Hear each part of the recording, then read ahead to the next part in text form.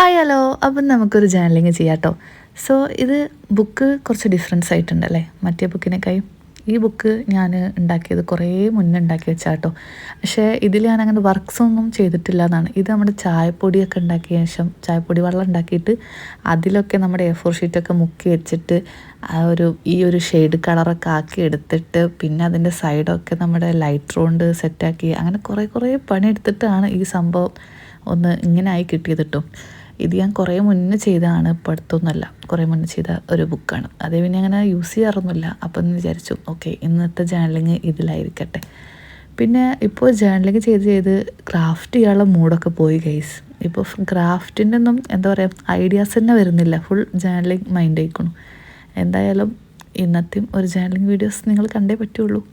അപ്പോൾ ഇഷ്ടപ്പെടുകയാണെങ്കിൽ ഇപ്പോൾ തന്നെ ലൈക്ക് ചെയ്തോളി, സബ്സ്ക്രൈബ് ചെയ്യാൻ മറക്കണം കേട്ടോ. അപ്പോൾ ഇതിലാണെങ്കിലോ കുറച്ച് പഠിപ്പിസ്റ്റുകൾ മാത്രമേ കിട്ടാനുള്ളൂ.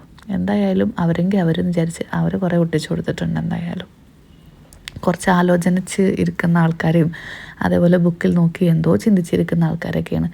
സോ നമ്മളും ഇതുപോലെയൊക്കെ തന്നെ. പിന്നെ കുറച്ച് പട്ടിക്കുട്ടികളും പൂച്ചക്കുട്ടികളൊക്കെ ഉണ്ടായിരുന്നു കേട്ടോ. കുറച്ചല്ല, ആകെ ഒരെണ്ണുള്ളൂ വയസ്സ്. അപ്പോൾ അതിനും കൂടി അവിടെ സ്റ്റിക്ക് ചെയ്ത് കൊടുത്തു, അവർക്കൊരു കൂട്ടായിക്കോട്ടെ.